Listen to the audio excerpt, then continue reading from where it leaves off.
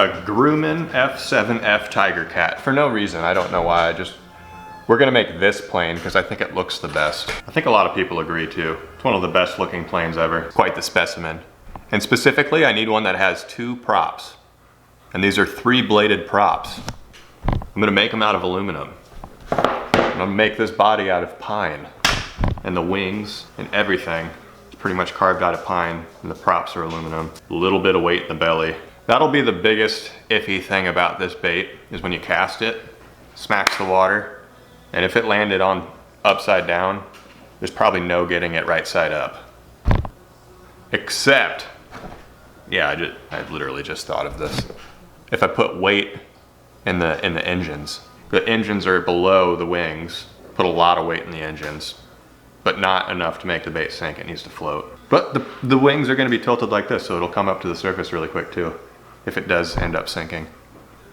These planes are skinny. That's the body of the plane. It's like the wings are huge and the engines are wider than the body of the plane. This is not a one day. Not a one day.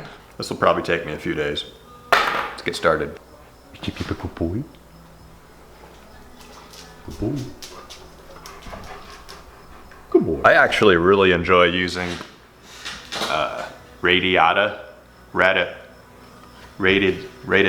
It's the select really nice pine stuff you can get from the hardware store. I really like this stuff for lures actually. I don't use it very much because it can be a little grainy, and then I just end up using basswood for carving and stuff. But since this is a plane and there's no scale details, there's gonna be some fine details in this, but I'll be able to manage.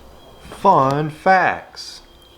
We haven't done these in a while. Many requests to do them as well, so let's do them. The Grumman F7F Tiger Cat. It's considered a heavy fighter aircraft that served in the United States Navy and in the Marine Corps from World War II, late World War II, to 1954. So it didn't serve for a super long time. People just think this plane's really pretty though. And it is. Want to see another picture? That's the Wikipedia picture. It's just so proportional and cool and sleek and vroom vroom, you know? Tiger Cat. So World War II and the Korean War is where this plane served. First flight, 1943. It's based on a plane that was called the Grumman XP-50. Let's see a picture of that. We're talking 1939 for this plane. Not as pretty. Not as pretty.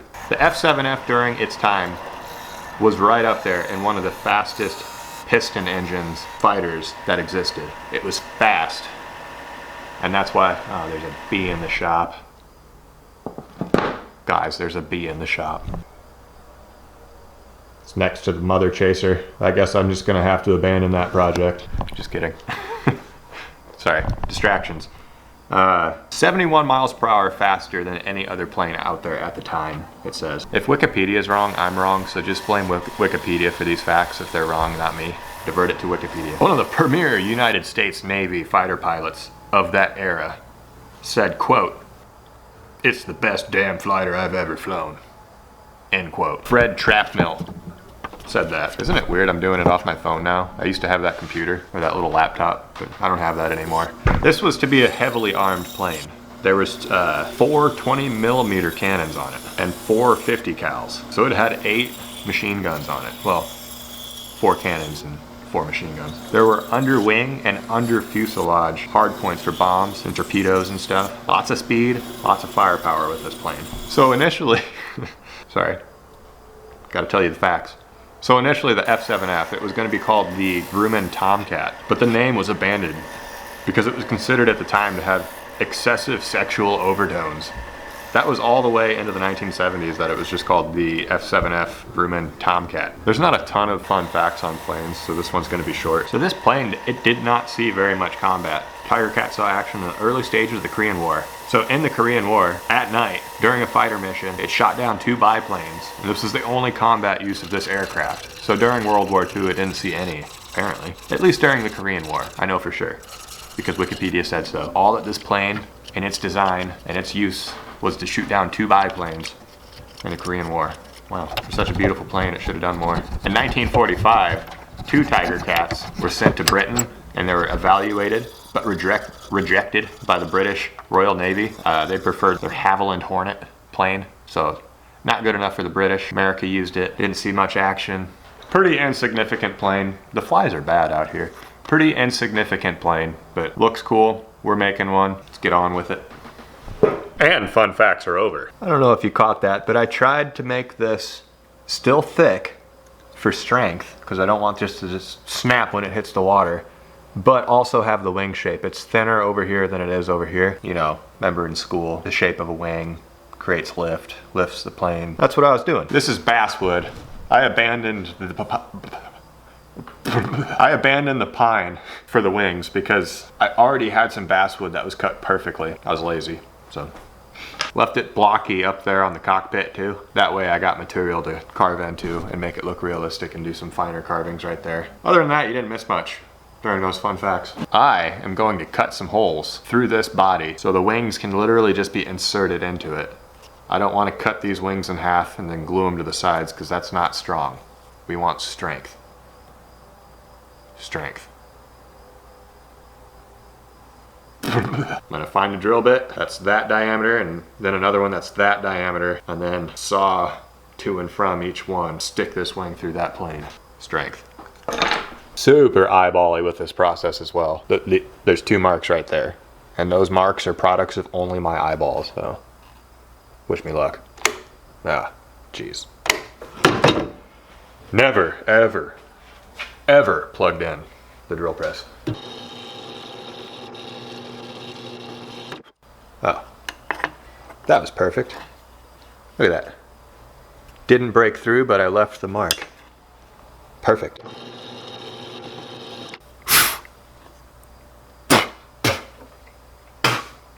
Excuse me. There's the first hole. And yes, the wing is very nice and close up to the cockpit. Like it's almost touching it. Then it's angled down to there. But this hole is not going to be as big because it's more thin towards the back there. I'm gonna downsize it a smidget. We're gonna go with 3/16. And I'm not gonna put the drill bit directly onto that mark. I need this side of the drill bit to be where that mark is. Oh, it's good. Whew, good thing I got sharp drill bits. There would have been a buttload of tear out right there. That's it. Let's get this wing. I'm gonna cut to and from each circle and then slip this wing in there. You know what? I'm dumb. Wow, that's not even close. Jeez. You guys see how not close that is? The other hole's got to be somewhere where this line is, so just do this. What was I thinking? You weren't thinking. I'm trolling myself. Don't mind that there's 3 holes, but this wing will fit in there now once I cut all the rest of the material out.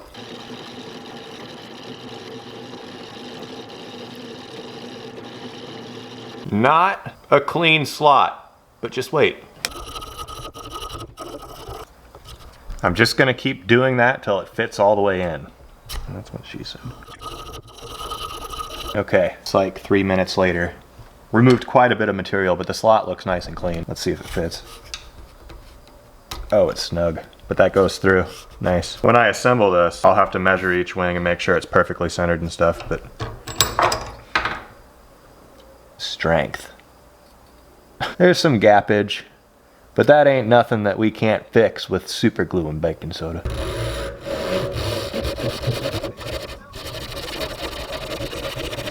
As you can see, I cut all the way through on this one. The back of the tail goes all the way to the back of the little wooden plane we're making right now. Now we just got to get this one to fit.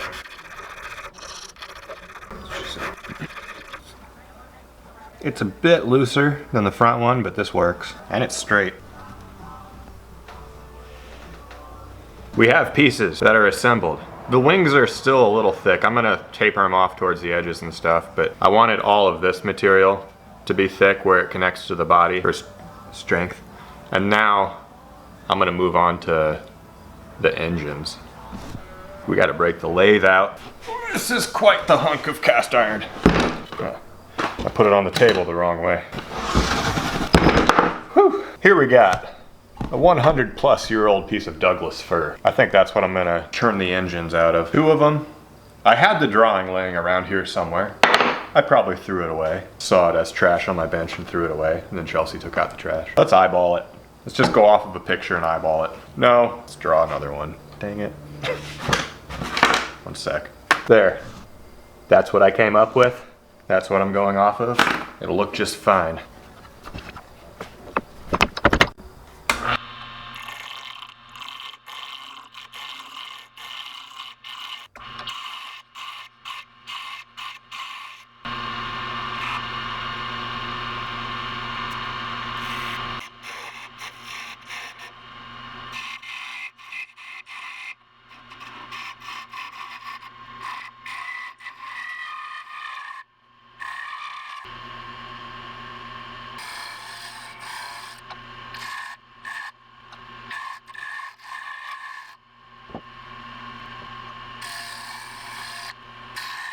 That's good enough for me. Let's sand that off and make another one.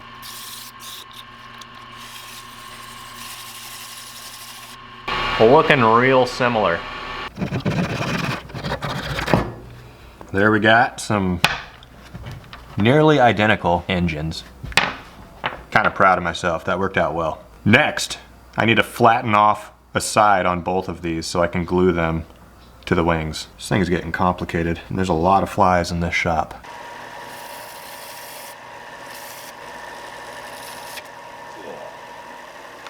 Ever since I moved into this shop, I've just had little boy hands on the sander. Just hit me in the chin.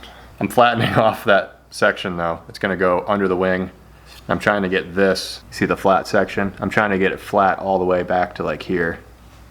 So let's hold on to this thing and get it flat.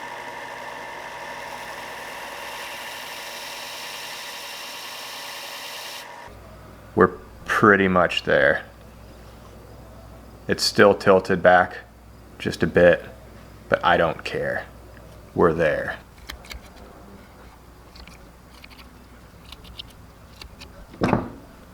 The back of these things come to a point like that. As you probably recall, we're putting weight in the bottoms of these engines. That's what's going to weigh the bait. Those are the two holes. Just using the thickness of this Forstner bit as my gauge. Let's get the lead pot hot. Lead's hot. Super glue, baking soda. I like to put some on and then just tap it and let it fall into all those cracks and then put more on.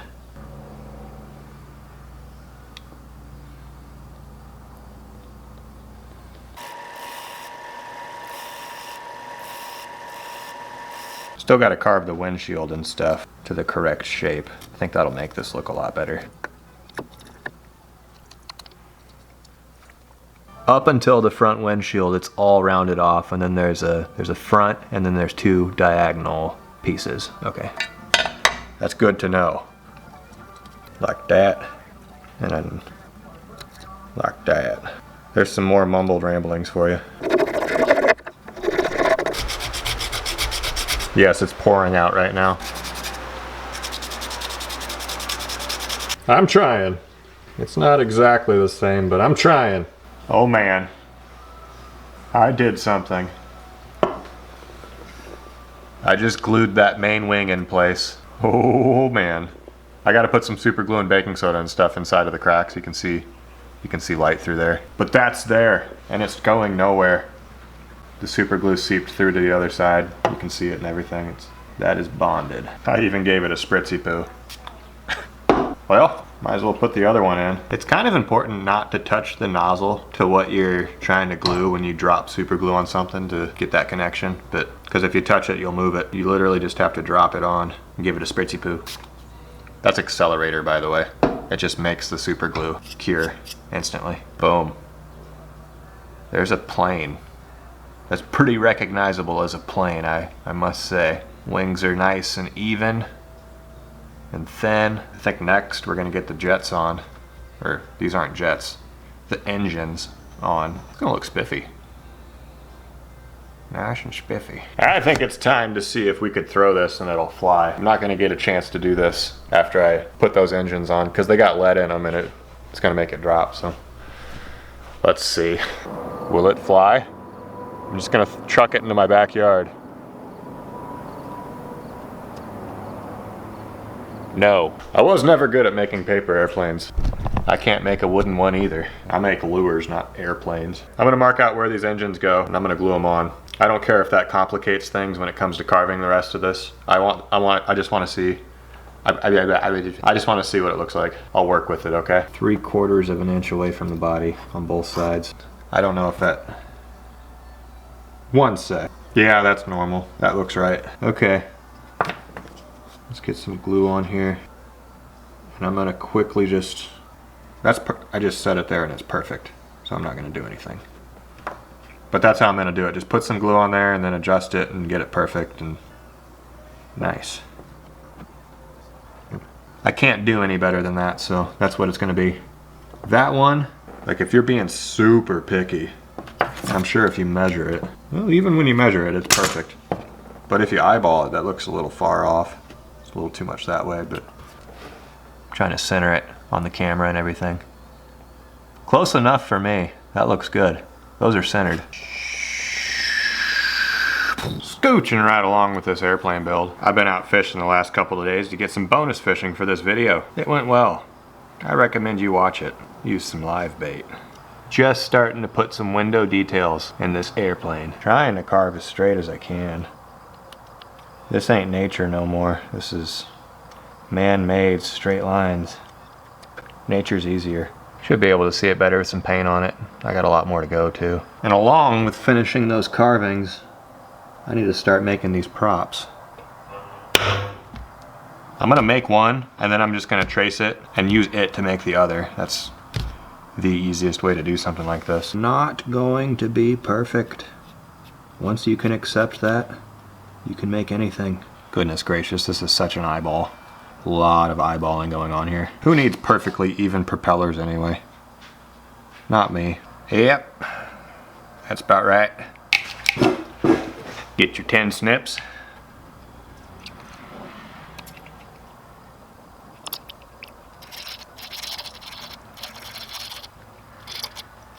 The file only cuts one way.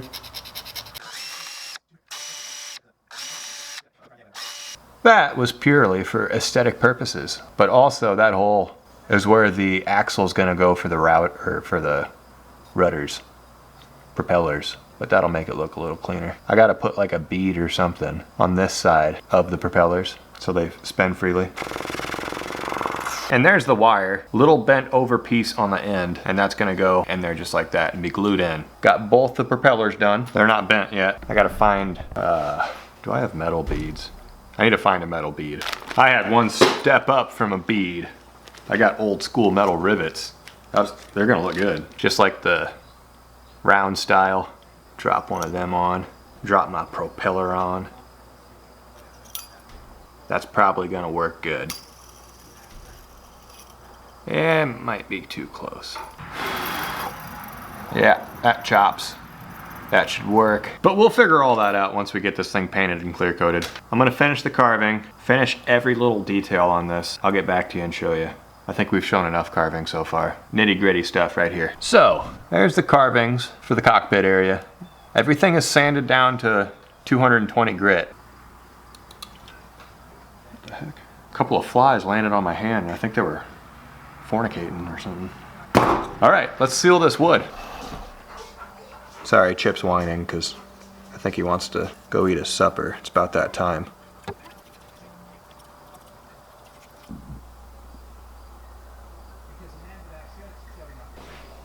The Chip want inside. You wanna go inside? Let's go inside. I just made a lure for my buddy's birthday. It's a sweet little bluegill thing that I forgot to put the ear on. You're welcome, Nate. Happy birthday. Just thought I'd share that. Back to the airplane lure. I started with white and it's already on there. That brought it together quite a bit. Something I noticed about this plane though, the real one doesn't have such a swoosh on the belly, like that curve. Whoops. I'm gonna go for some silver, give it a metallic sheen, and then put some kind of dark blue on it because that's what the color of these were. Wicked deep blue is the color I'm going with. That's the silver. Deeply blue. I'm doing the corners and stuff and the little crevices first, and then going over the whole thing with a wider spray pattern. That way you don't miss the hard to get areas, you know? This is turning out fine. That's a dark enough blue for sure. Boom. This is 5 coats later. It is the correct dark blue color. Let me show you. Very dark blue, but that's what we're going for. Next, I could go to the old Hobby Lobby and look for water slide decal paper and print out my own decals and stuff, or I could just go buy a model.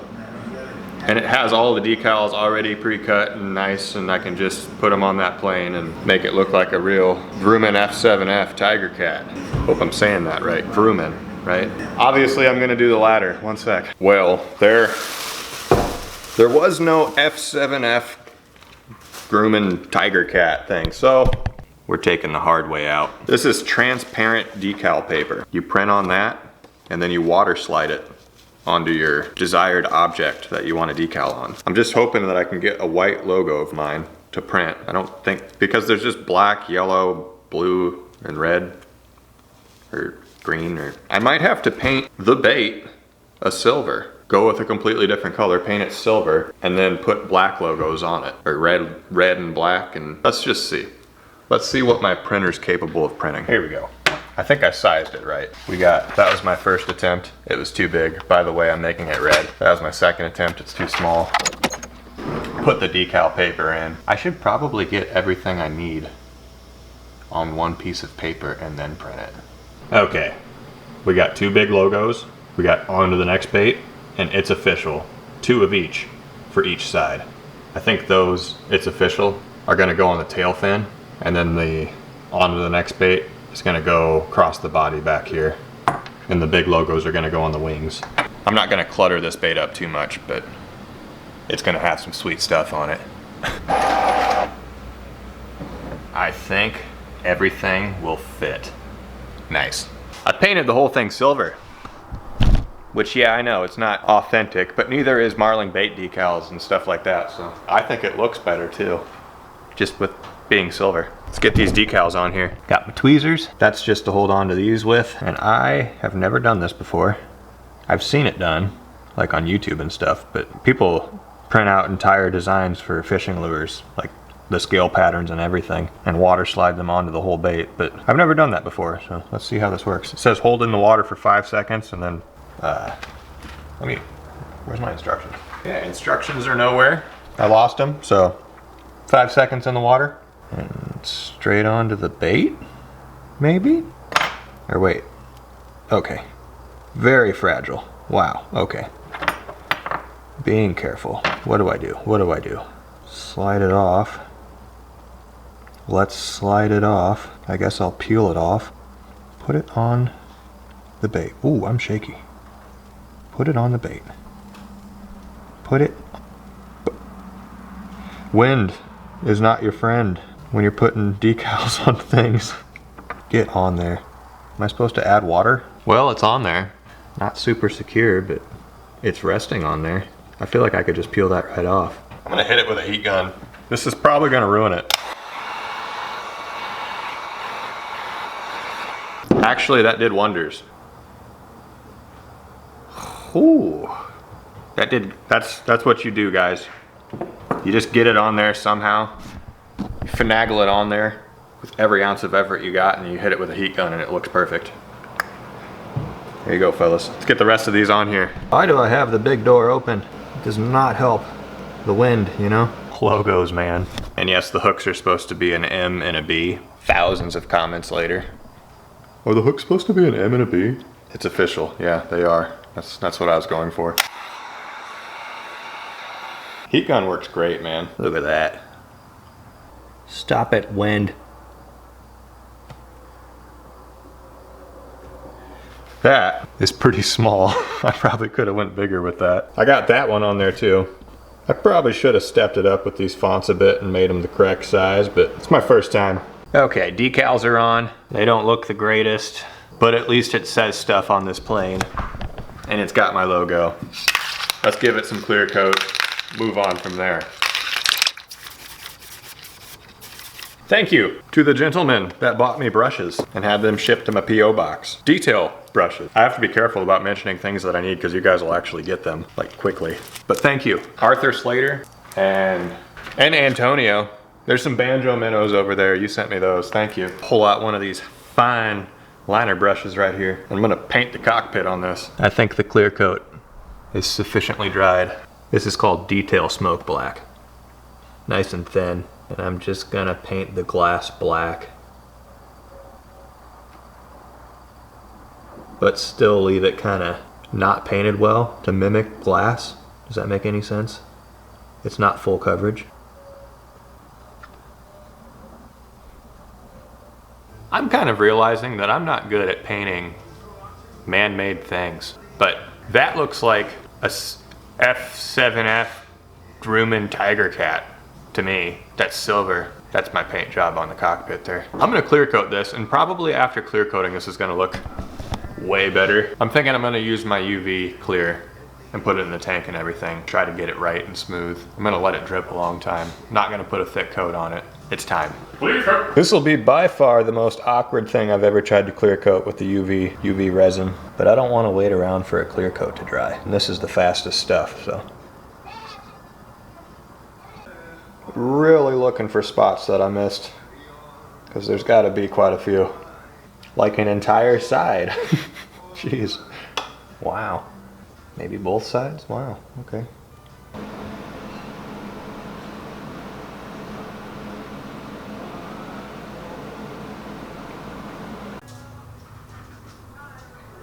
That's probably going to need like an hour in there because there's surfaces that just aren't facing any light.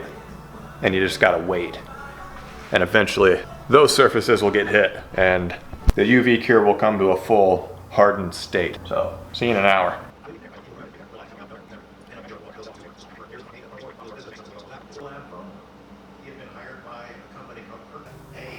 And just like that, we have a plane. Did you guys see how I painted those wings too? Or propellers? They spin good. How I mounted them was there's a bead behind the propeller, and then I bent the wire up and there's a bead on top of the propeller to stop it from being able to get over. Hopefully they throw enough water to attract a bass. The UV coat took like an hour and a half actually. Let's get out to some water. Let's cast it, see if it works, and if it works, let's catch a fish, as we do on this channel. See you on the water. By the way, that is how it looks on a fishing pole. This is weird. Sorry, I know I said I'll see you on the water, but stinger treble hook on the back, KVD mustad right there. Okay, let's go catch a fish. Here at the pond, there's nothing to say, except let's catch a fish on an airplane lure. I'm guessing it's going to sink.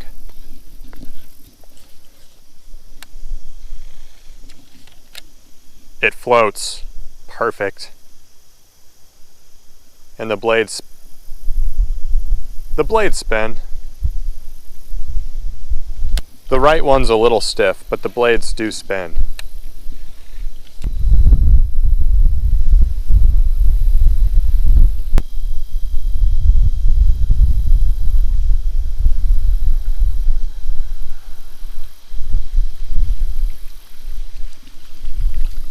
This might be very difficult. This isn't feeling right. This is feeling wrong. Did I just get a hit? I think a bluegill just attacked it. I wish I snagged its face and made it official. Yeah, the blades definitely spin. They don't make a lot of noise because they're so thin, but they are spinning. I'm just gonna creep it along, hope that something slams into it. See you tomorrow. I can't believe it. It works exactly as I intended.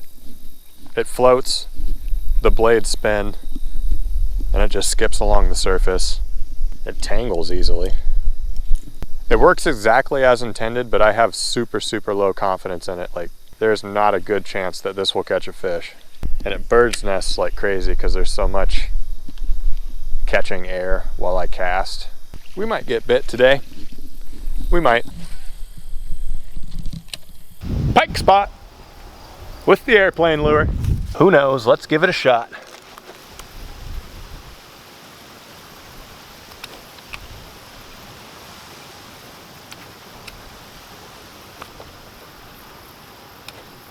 Most of the time, I'm able to pull something out of somewhere and catch a fish on most anything that I make. Probably like a 75% ratio I got going, 3 to 4 or whatever. With an airplane lure, this is not the case. Looky here. This is not natural. There's all sorts of weird lines, straight lines, multiple segments of straight lines. Propellers, that's a fish attractant for sure. That's been proven, but zero confidence whatsoever fishing with this bait. It ain't official. It's just not official. I don't know. Maybe I'll try all day tomorrow to fish with it, but it's a bad bait for catching fish. It's a beautiful bait when it comes to a novelty or the folk art style lures or novelty lures. That's the case with a lot of those lures though. Too unnatural, too many straight lines, too weird. It just scares fish. There you go. Airplane lures suck. On to the next bait. And I almost forgot. Bonus fishing. I recently found a pretty cool fishing spot, and I've been there quite a bit with lures. Caught some fish. Nothing to boast about, but I'm kind of thinking that live bait's the way to go at this spot. It's a spillway with 2 big tunnels. Water comes in one end, spills out the other, and it's deep where it spills out. There's a lot of fish there, and I think they're hungry and they want real food. Might as well bring you guys along too, I guess. But I've been having some ideas. Have you guys ever twisted a twist lock wire into an actual fish? Like just stuck that in its mouth and twisted it and then put it on the beast hook? I kind of want to try that today. I'll bring a couple. Sorry, I'm getting off topic. We're gonna be live bait fishing. I'm going with Nate, Baker Boys. I'll link his channel below too. He might make a video out of this too. Let's go see what's under this spillway.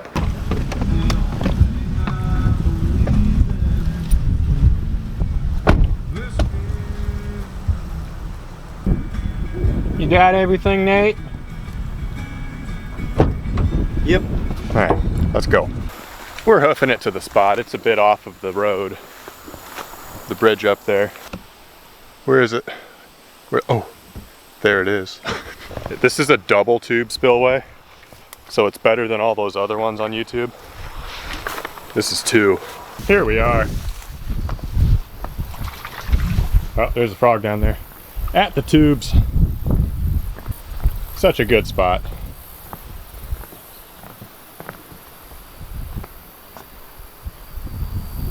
Okay, like I said, fellas, I got a beast hook and I got a sucker.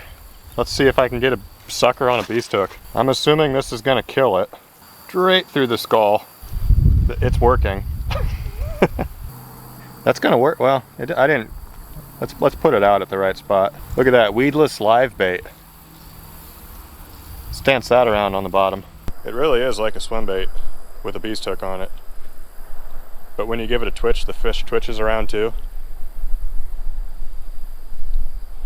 It's gonna get hammered. Let's fish with this for a while, see what we get. I lost a bass the other day right here, so let's go for it.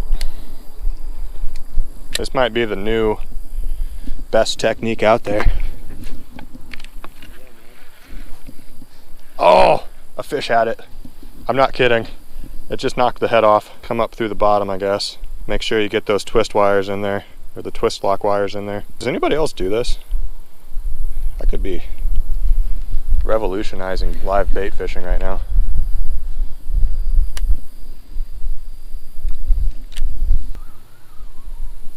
Oh, I might have a fish. Oh no, that's just a snag. Way to go. Beast hook.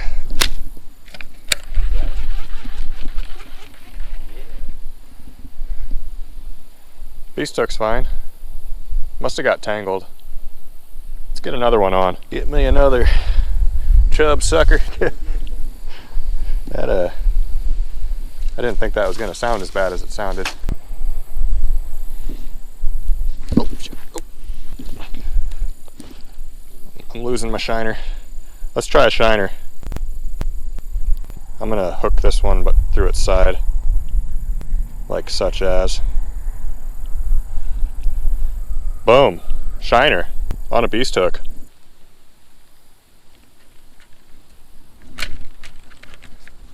Oh no. How am I getting weedless stuff snagged so badly?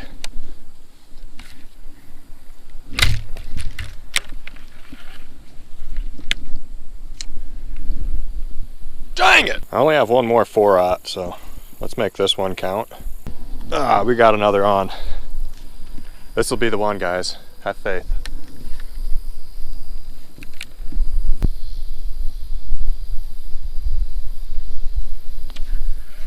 What was that? Yeah. You want to try and use like a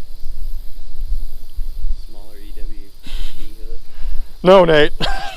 We can do it. I don't need anything but my beast hooks. It's gonna work. Oh. Mangled mess just fell right off. I'll get one, Nate.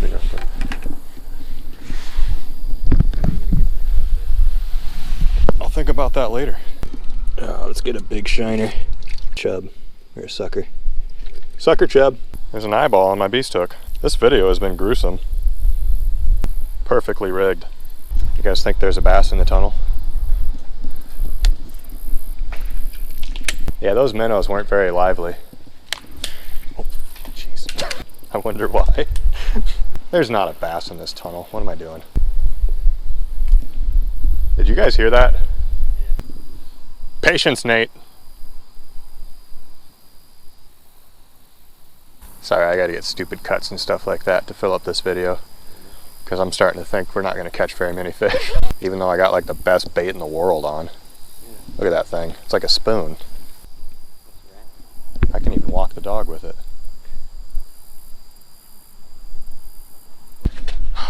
A strange man at the Fleet Farm gas station sold us some dead bait. I know my bait's dead because I'm literally stabbing them in the head with a twist lock. But they're dead from the beginning, okay?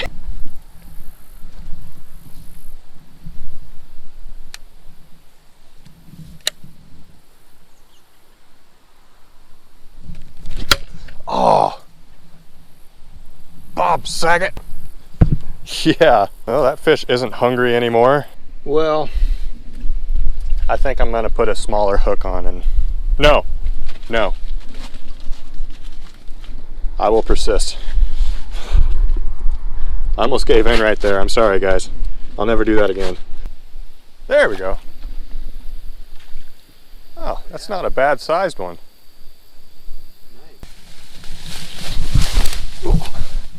I just about face planted. Oh, why didn't I catch that fish?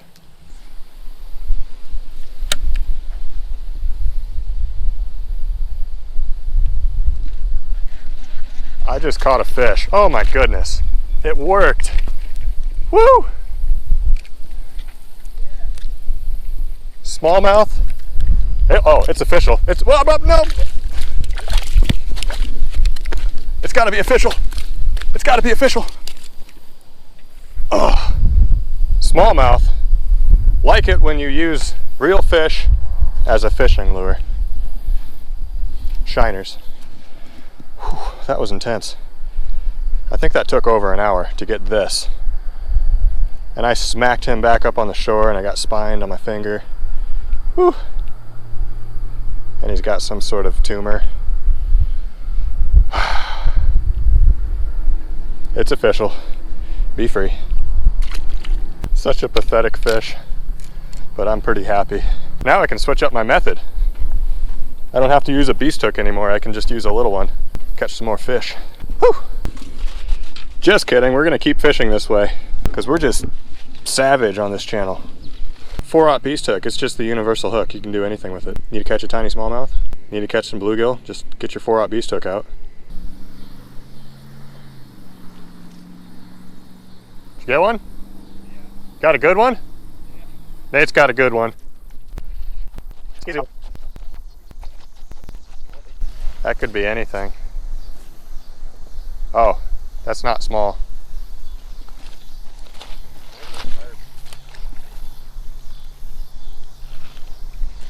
Catfish. That's a nice catfish. Look at that. Big felt monsters on this rod. On a minnow? Yeah. Nice. You want all of that? Yeah. I'm kind of jelly.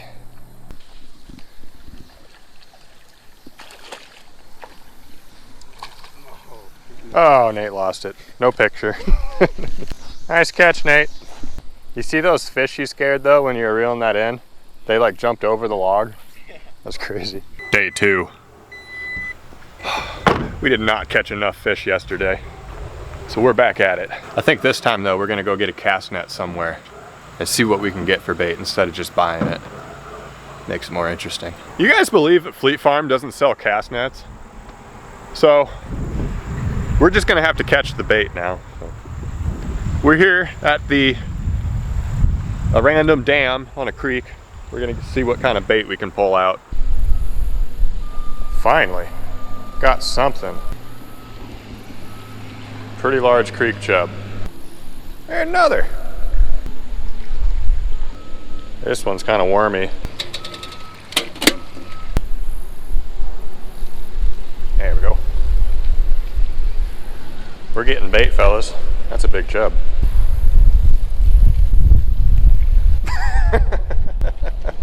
I put it right in your face. Hey Nate, I caught one. You don't need to put it in the bait. Okay, first spot with the bait. Let me get one rigged up real quick. We caught nothing but monsters, man. If there's a pike in here, this is easy bait right here. Nate's in a tight spot. Up, up.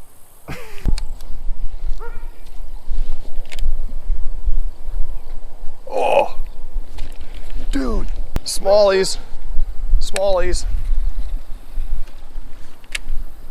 And the rocks. Almost ate the whole thing. See, there's smallmouth coming out of the rocks right here.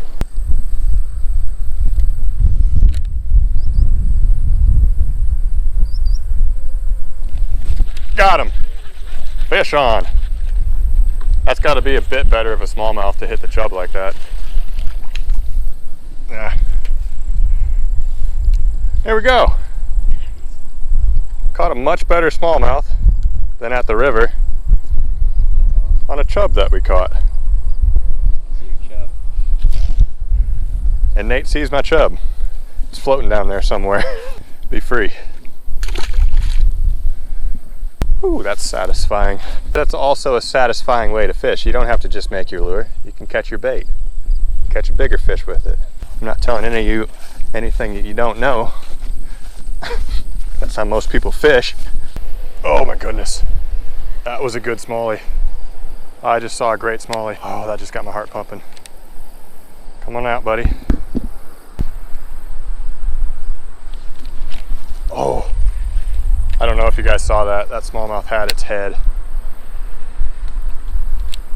There we go. Come on.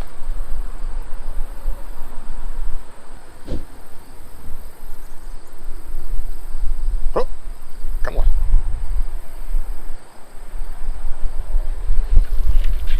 Ah, shoot.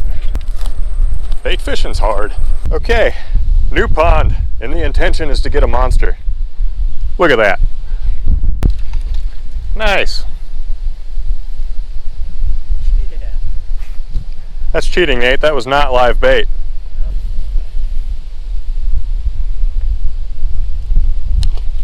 That was on the 4.1 prey bait. epicbaitmolts.com. Thud. Had a thud. There it is. Let it take it. Got him. Fish on, fish off. Shoot, okay. Needed to let him take it long time. We're looking for that big one though. This is not a small chub. You'll know immediately when it's a big one. You guys seeing how well this swims just on this kind of jig hook?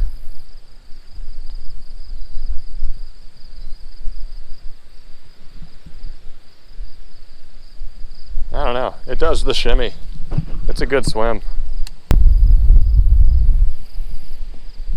There we go. Fish on. Oh, shoot. I need to find some bigger fish. They're beating my bait up like crazy. See all the missing scales and stuff?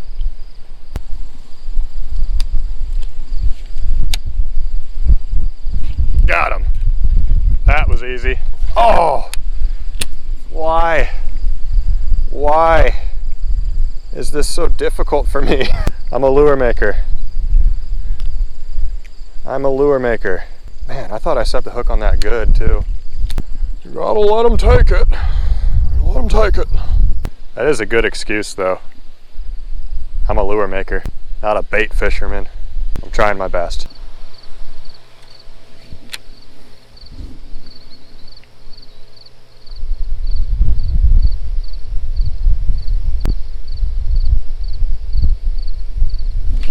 There we go. That's got to be hooked. Get up here. Another one on a chub. Not a big one. It's official though. Bass like chubs. Strength. Yep. I'm dumb. Wow. Ooh, good thing I got sharp drill bits. Remember in school, fornicating or something.